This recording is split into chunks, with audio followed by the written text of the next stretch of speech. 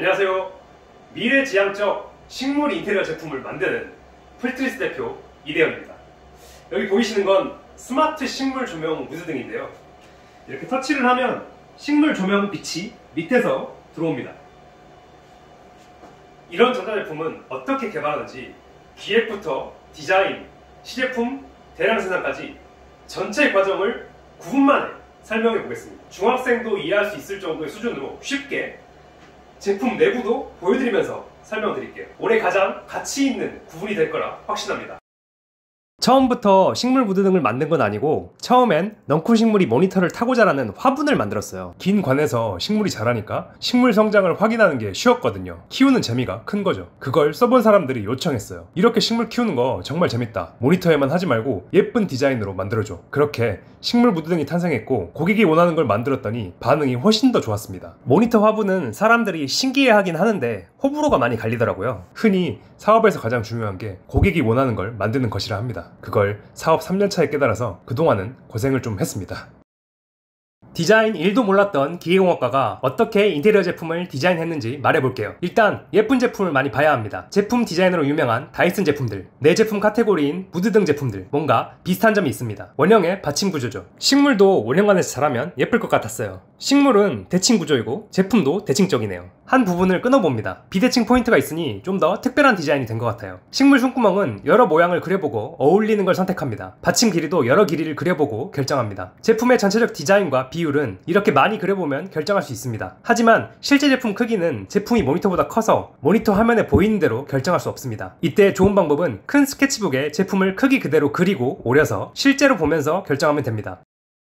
이미지로만 보던 내 제품 드디어 실제로 만져봅니다. 프로그램 다룰 줄 몰라도 무료로 3D 프린팅 하는 법 말해볼게요. 3D 프린팅을 하려면 3D 모델링이 필요합니다. 2D 도면은 어찌저찌 PPT를 이용해서 그렸지만 3D 모델링은 프로그램을 못해서 만들 수 없었죠. 서울창업허브 제품화 지원센터에 컨설팅을 신청했습니다. 여러 번 미팅 끝에 3D 모델링을 완성했고 무료로 3D 프린팅까지 했어요. 3D 프린팅은 제품 디자인을 확인하는 게 목적입니다. 제품을 실제 크기로 보면 컴퓨터 화면으로 작게 보는 것과 다르거든요. 화면으로 볼 때는 괜찮았는데 실제로 보니 받침이 너무 커요. 작게 수정해서 3D 프린팅 해봅니다. 더 예뻐진 것 같아요. 물받침도 크기와 모양이 다르게 만들어보고 가장 어울리는 걸 결정합니다. 최적의 디자인을 결정하려면 3D 프린팅도 여러 번 하게 됩니다. 업체에 맡기면 비용이 상당하기에 정부 지원기관인 3D 팹을 이용하시면 25% 할인된 가격에 할 수 있습니다. 전자제품 개발이 일반 제품보다 10배 어려웠던 이유, 제품 내부도 공개하며 말해볼게요. 곡선형 화분에 조명을 휘어서 고정하니 5일 뒤에 고장이 났어요. 조명을 잘라서 휘어지지 않게 설계를 변경했어요. 화분에 전기를 전달하는 전자부품에 스프링이 있어서 화분이 받침에 고정이 안 됐어요. 턱과 홈을 만들어서 고정되도록 설계를 변경. 원형으로 바뀐 투명관은 앞으로 고꾸라집니다. 고정되도록 설계를 변경. 문제와 해결만을 보여드렸지만 해결하는데 많은 실패가 있었습니다. 파트 간 결합, 부품을 고정하는 걸 기구 설계라 하는데 부품이 초과될수록 모양이 복잡해질수록 어려워집니다.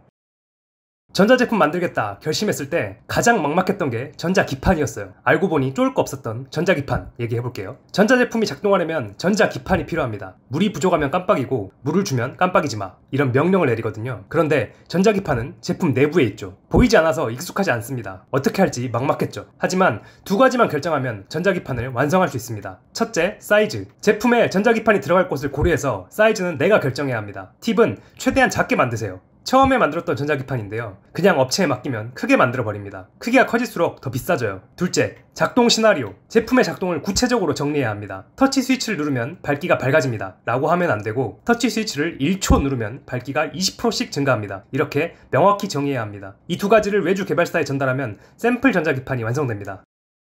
샘플 전자기판이 요청한 대로 작동하는지 테스트합니다. 매일 9시에 자동으로 식물 조명이 12시간 켜지고 꺼지게 요청했는데 당일은 9시, 다음 날은 8시 50분, 그 다음 날은 8시 40분 시간이 점점 당겨지네요. 시간을 맞출 수 있는 전자부품이 추가됐어요. 흙이 말랐을 때 조명이 깜빡여서 물 부족을 알려주도록 했어요. 그런데 수분 센서가 한 달 지나니 녹아버렸네요. 스테인레스 봉으로 센서를 바꿔봅니다. 이제 녹진 않는데 부식이 되네요. 센서가 24시간 내내 작동해서 그렇대요. 4시간에 한 번 측정하게 프로그램 코드를 바꿔봅니다. 더 이상 녹슬지 않아요. 전자기판 개선이 끝났어요.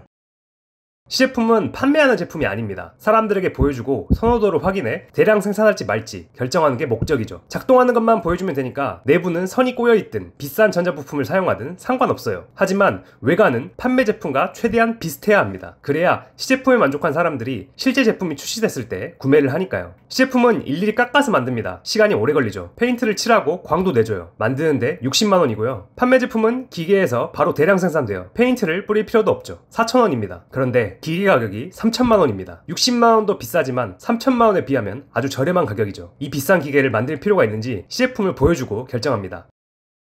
크라우드 펀딩, 말 그대로 대중에게 돈을 받는 것입니다. 60만원으로 시제품을 만들어 사람들에게 보여줍니다. 이 제품 마음에 드세요? 돈을 주시면 제가 제품을 만들어 올게요. 목표한 돈이 모였다면 제품을 원하는 사람들이 많았다는 거죠. 모인 돈으로 제품을 만들기 시작합니다. 그런데 판매 제품은 시제품을 만드는 것보다 5배는 어렵습니다. 대량 생산을 고려해 다시 설계하고 부품을 선정하기 때문입니다. 저는 이 과정이 6개월 걸렸습니다. 하지만 제작하는 과정을 자주 공유했어요. 고객들이 제품의 성장 과정을 지켜보고 신뢰감이 쌓여 찐팬이 되어주셨죠. 저녁에 주문해도 다음날 아침 배송해주는 세상에서 크라우드 펀딩 구매자들은 6개월을 기다려주고 응원까지 해주십니다. 새로운 제품을 출시한다면 크라우드 펀딩은 꼭 활용해보세요.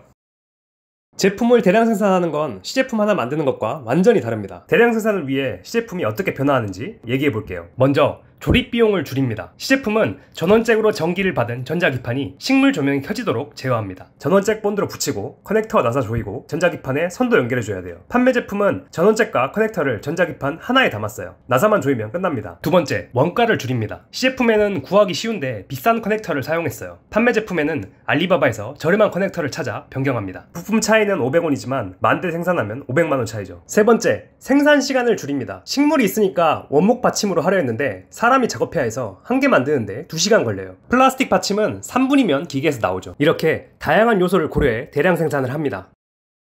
붕어빵 틀에서 붕어빵이 무한대로 나오듯 제품을 대량 생산할 수 있는 틀이 생겼어요. 그런데 바로 제품을 찍어낼 수 있는 건 아닙니다. 대량 생산 전 확인사항 말해볼게요. 첫째, 결합성. 파트 간 결합이 잘 되는지 확인합니다. 너무 빡빡하면 조립할 때 어렵고 헐거우면 사용하다 빠져버리겠죠. 틀이 최종 완성된 후에는 수정이 어려워집니다. 그 전에 철저히 확인합니다. 둘째, 색상. 하얀색도 정말 다양한 하얀색이 있어요. 팬톤 컬러 번호로 말하면 확실합니다. 주의사항은 컴퓨터 화면으로 본 것으로 결정하면 안됩니다. 화면으로 볼 때는 하얀색인데 공장에서 제품을 받아보니 누런색이에요. 색을 수정했어요. 팬톤 컬러 책을 보고 선택하거나 시중에 있는 내가 원하는 색의 제품을 공장에 주면 됩니다. 셋째, 광택. 제품 표면이 광이 날지 안 날지 결정합니다. 시제품은 제품을 만들고 광택제를 뿌려 광을 내야 했지만 대량 생산은 생산한 제품이 바로 광이 나게 할 수 있습니다. 위사항들이 결정되면 대량 생산이 됩니다.